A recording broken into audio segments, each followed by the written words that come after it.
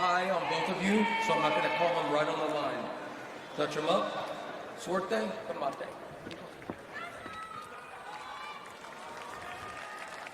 Junto Nakatani moving up in weight to challenge himself against Alejandro Santiago. Round one underway of this championship fight. Karan Bhatia on the call, joined by Chris Algieri. Alejandro Santiago in the gray and black trunks. Junto Nakatani in the silver trunks with the white gloves. And this is shaping up for a fantastic matchup, Chris. Yeah, absolutely. This is one I'm really looking forward to. Santiago really impressed me in his last win when he beat the legend, Nonito Donaire. Put on a great 12-round performance.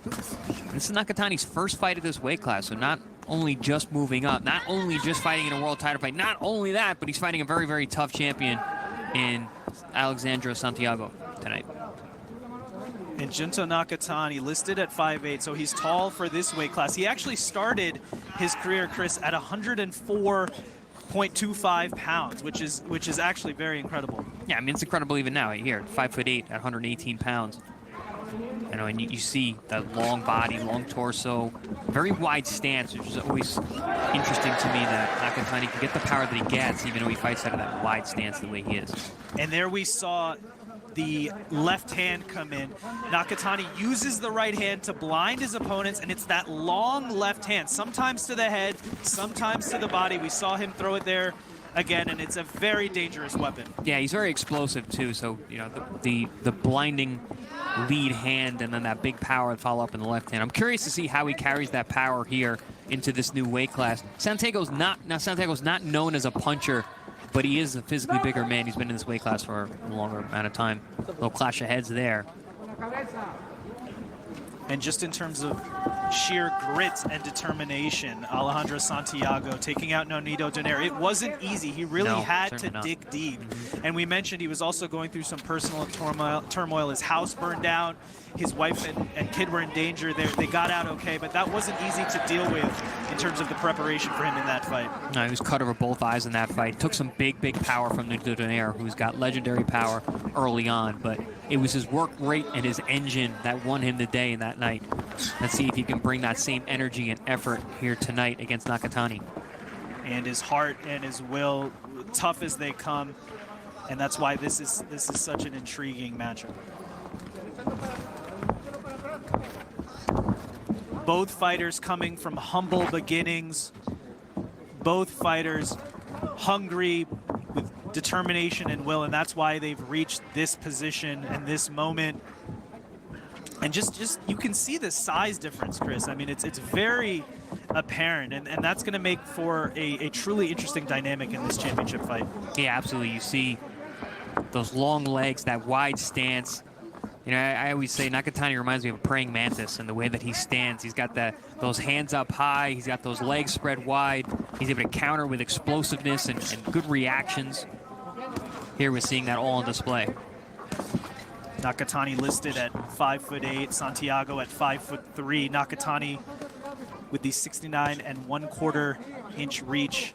Santiago with the 65.5. So it is going to be a stark difference in this fight. But Chris, as you mentioned, this is Santiago's weight class, right? He's comfortable at this weight, and this is the first time Nakatani is moving up those 3 pounds.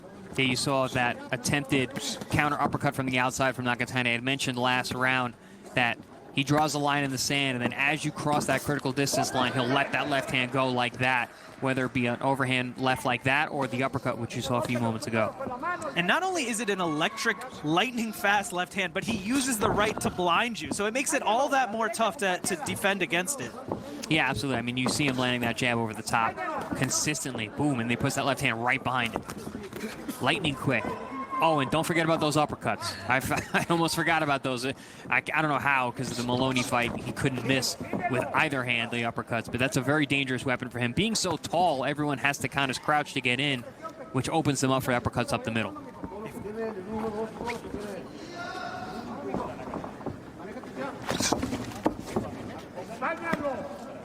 And you see Nakatani's style there, doing what he should do as the taller, longer fighter, right? Putting that right hand, that lead hand out there, almost like a range finder, sometimes throwing it, sometimes not, but just keeping it out there to bother Santiago. Well, he uses it as an obstruction, both offensively and defensively. You mentioned that he blinds you with that shot. He was obstructing your vision, but also at the same time, when he takes a half step back and keeps that hand out there, it keeps you that much further away.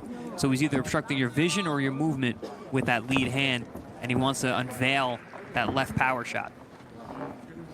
You see him setting it up. That's why his feet are so wide. He puts a lot of weight on that back foot to unleash that left hand. And sometimes watching tape on Nakatani, you see him throw the jab and then the left hand, but then other times he'll double up on the jab. That changes the timing, and then a fighter on the other side is not ready for the left hand because it comes a second later than you're expecting it to. You know what they say, the punch you don't see is the one that hurts the most, and that's what Nakatani wants to do. He wants to hit you with that punch you don't see. But Santiago's super tough. You're going to have to catch him with something that he's not aware of. Halfway through this round 3. So we saw at the end of round 2, Santiago had success when he was able to close distance. And we've been talking about how difficult that is to do, Chris, because you've got to take punishment to do so. But should Santiago try to ride that momentum and do the same thing he did at the end of round 2? What Santiago needs to do is he needs to deceptively close distance, get himself to a position where he can explode and still get to Nakatani. The difficulty there is tricking Nakatani into him not realizing you're getting that close. Because if he tries to explode from the outside, it's going to be very easy for Nakatani to take a half step back and be able to counter. That big left hand over the top catches Santiago when he thought he was safe on the way out, still was able to land. That's a testament to the long left hand and the reach of Nakatani. That big left hand over the top. And there it is again. Nakatani now finding a home for the left hand. That's the thing, when Nakatani wants to go forward, he can be very explosive. Comes through with that 1-2. Now we got blood over the eye of the champion Santiago, over that right eye, probably from that overhand left. I had mentioned he was cut there, actually over both eyes, in the fight against Nonito Donaire, his last fight 7 months ago.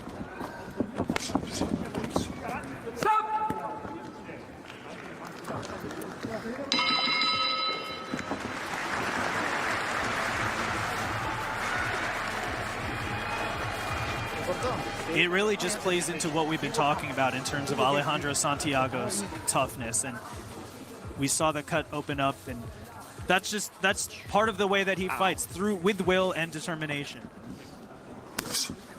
Nice jab from Nakatani. Good timing, good distance. Half step back, snaps the jab.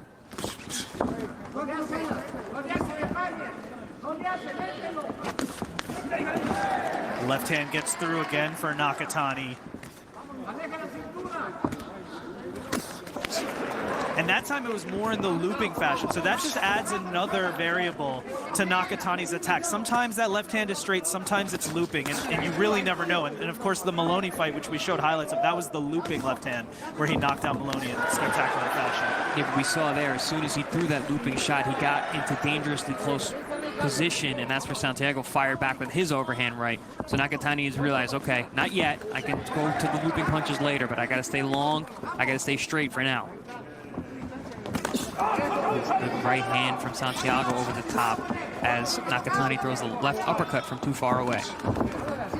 And it seemed like Santiago had success with that right hand because it was a lead right hand, right? Usually, sometimes you set up the power shot with a jab, but that time it was a lead, so it caught Nakatani by surprise. Yeah, Santiago is starting to realize that he has to punch with Nakatani because of his control of the range. So as Nakatani steps in to try and hit him, he's got to throw with him. The problem with that is he opens himself up for those shots coming back his way, but really that's his only shot at this point. He needs to punch with Nakatani.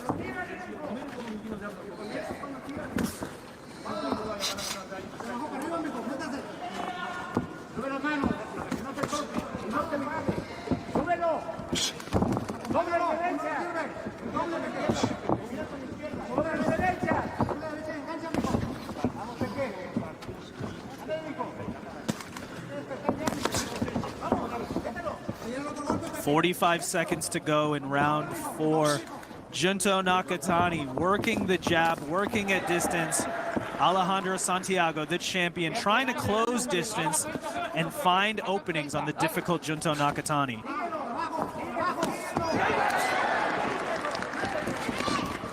Stop!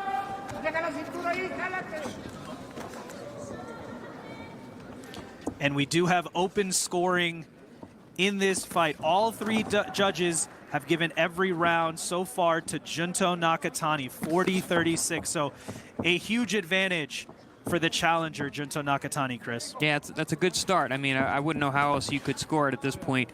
Nakatani doing a great job of containing Santiago, keeping him on the outside and controlling the distance throughout. We've seen moments for Santiago. At the end of round 2, he was able to get inside and close some distance and land some power shots. But a lot of this fight has been Junto Nakatani working the jab at distance and following it up with power shots. Yeah, at this range, you're just not going to beat Nakatani. He is a master at keeping the distance, throwing those long punches. He's got the height and the reach advantage. He can do this all night long.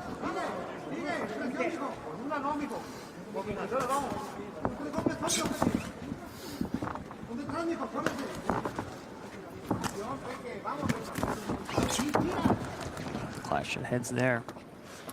And with everything we've said, there is something to be said for will, determination, toughness. We saw that in our last fight with Christian Bakasegwa. He wasn't successful, but he was able to go the distance. And the same thing here for Alejandro Santiago. He's as tough as they've come, and the difference is he's also had success at the World Championship level. So I don't see Alejandro Santiago continuing this fight without at least trying other tactics, trying to get inside, trying to change up the momentum of this fight. Well, I mean, he is the champion. He is defending his title. Nakatani is the challenger. So, you know, it's going to be more than just trying. I mean, nobody wants to leave their belt. Ooh, good shots there from Nakatani as he backs Santiago up. Ooh, good combinations, letting those hands fly. Junto Nakatani sweeping the opening rounds and now putting on a show in round 5. Combinations, quickness, movement. Left hands upstairs, seemingly unanswered. Santiago was frozen there for a moment. He wasn't sure where the punches were coming from. Nakatani mixing up these combinations very well.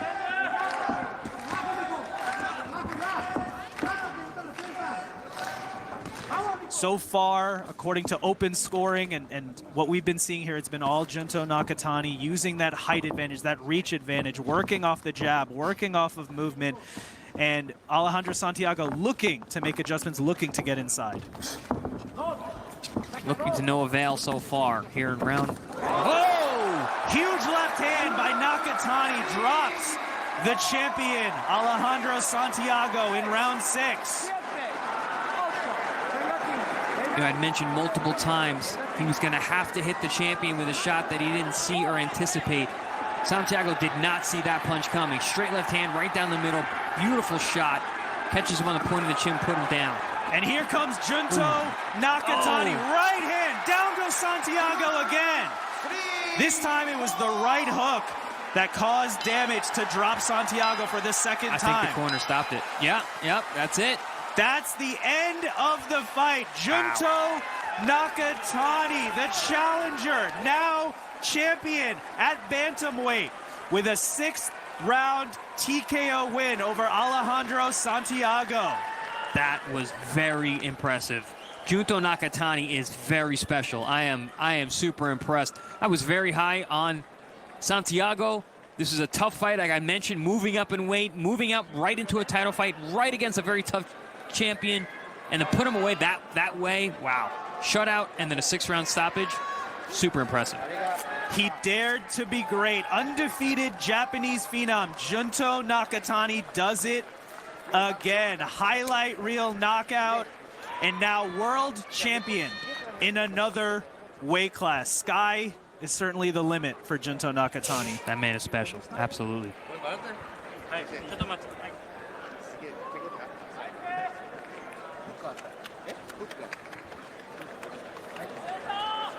And it wasn't for lack of trying for Alejandro Santiago. We mentioned the humble beginnings for him, the toughness. He got dropped, he got up, he came forward.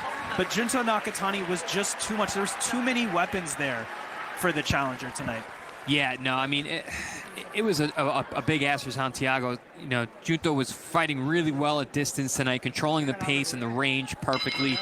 It was a nearly flawless performance. He got hit with a couple of shots there in round 2 and 3. But once he dialed in and started letting those hands go, Santiago just looked lost. And that first knockdown, I don't believe he ever recovered from that shot. He didn't see the left hand that dropped him. Beautiful shot right in the chin. Got up on unsteady legs, and Nakatani followed up, got him out of there. Fantastic work from Nakatani.